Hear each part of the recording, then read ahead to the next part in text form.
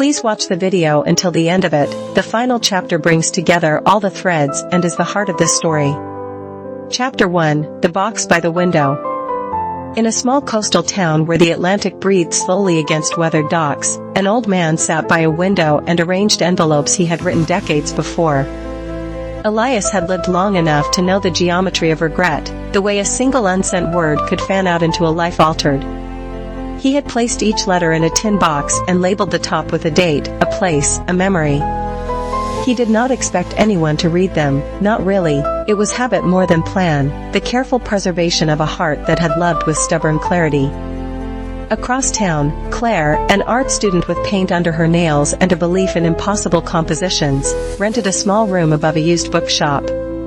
She found the tin by chance in an estate sale, drawn to the handwriting, steady, deliberate, colored with flourishes that suggested both caution and courage.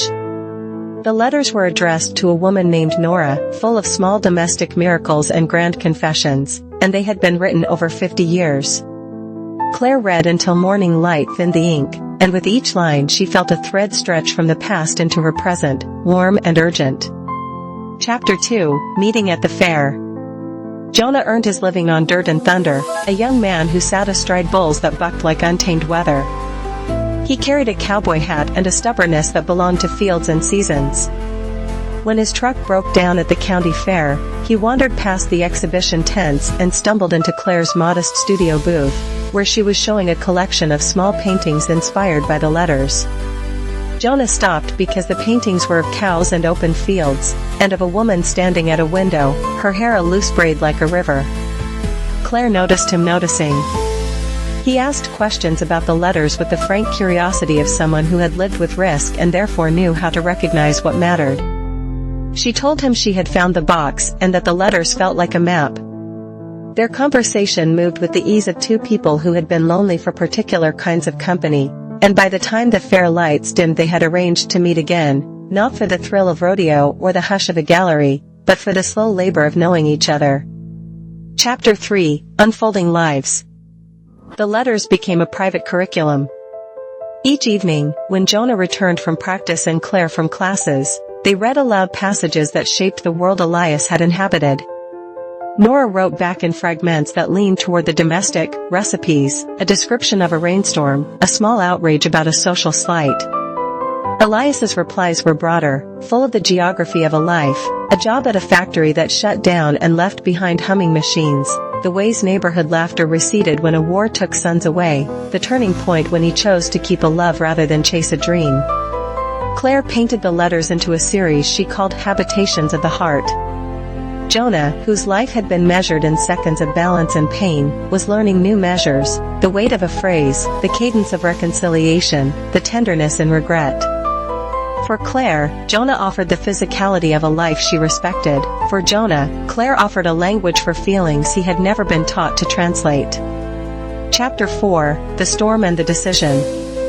Rodeo season brought crowds and bright banners and a scent of hot dust that lived in Jonah's clothes long after the rides. One night, in a stadium where applause was a currency and everything could change in a heartbeat, Jonah misjudged a swing and fell hard. The injury was not career-ending in immediate words, but the doctor spoke of fragile things, ligaments, the slowness of healing, the possibility that his body might never again obey an older kind of command. Claire sat beside him in a hospital room that smelled faintly of antiseptic and coffee. They learned, together, the art of waiting. Jonah wrestled with identity. Was he only what he wrote, or could he translate that courage into something else? The letters of Elias offered a kind of counsel, not instructions, but examples of a life where choices were forged by an allegiance to love rather than to self-preservation alone. Claire, who had once thought love must be quiet and safe, found herself wanting to make room for risk and to build scaffolding around it. Elias's handwriting suggested reconciliation instead of regret. He had, in one letter, described a decision to stay put for a partner whose health failed and to find, in the ordinary rooms of home, enough adventure to fill a lifetime.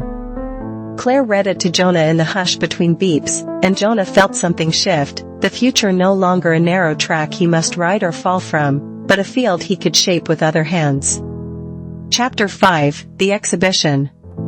Months later, Claire prepared a small exhibition that paired her paintings with excerpts from the letters. She invited Elias, who had recently moved into a modest nursing home 2 towns over, and Jonah, now walking with the slow confidence of a man rebuilding. The gallery was not large, but it was full of an audience that had come for beauty and stayed for the stories. Elias arrived with the quiet certainty of a man reconciled to what he had been and what he might yet be.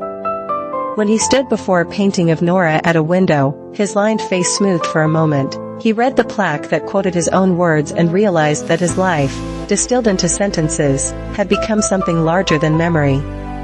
Claire watched Jonah watch Elias, a small electric thing passing between them, gratitude, awe, the recognition of histories that could teach the living. At the reception, strangers asked Elias questions, and he answered, not to perform but to connect. He told them about the tiny rituals that had kept 2 people tethered across years, tea at 4, the same hymn, a particular book read aloud during winter. His hands trembled only slightly as he described the day he decided to remain. It was not a heroic tale in the way a movie would stage heroics. It was the bravery of choosing a steady love over a ferocious ambition, of learning to make wonder out of repetition. Chapter 6, A Quiet Legacy. The evenings that followed were gentler. Jonah adapted his courage to a new kind of stage, coaching young writers, teaching them how to fall and how to rise again with less damage. Claire's paintings grew bolder, filled with scenes that honored both the dusty vitality of the rodeo and the luminous interior life Elias had preserved. Elias wrote fewer letters now. The tin box had become an artifact whose contents had already altered 2 lives in the present. When Elias passed, quietly in his sleep, the town gathered not in loud mourning but in shared stories. Claire and Jonah organized a small memorial with readings from the letters, and they placed one of Nora's old shawls across Elias's hands as a gesture both literal and symbolic. The shawl smelled faintly of lavender and of the sea, like the scene where past and present met.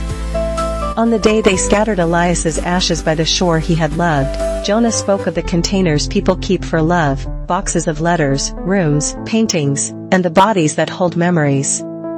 Claire listened and thought of all she had learned, that love is not a single gesture but a series of deliberate returns, that art can hold what language cannot, and that a life shared can lengthen the reach of time itself.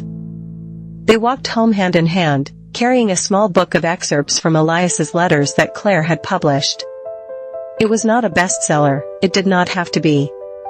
In the months that followed, the book found its way into unexpected hands, a young couple building a house, an old widow looking for company, a teenager with questions about how to keep a heart intact. The letters accomplished their last work not by changing fate, but by offering maps of devotion, compromise, stubborn joy. If you enjoyed this tale, please subscribe to the channel, activate notifications, give the video a like, leave a comment sharing your favorite line, and share the video with someone who loves stories of enduring love.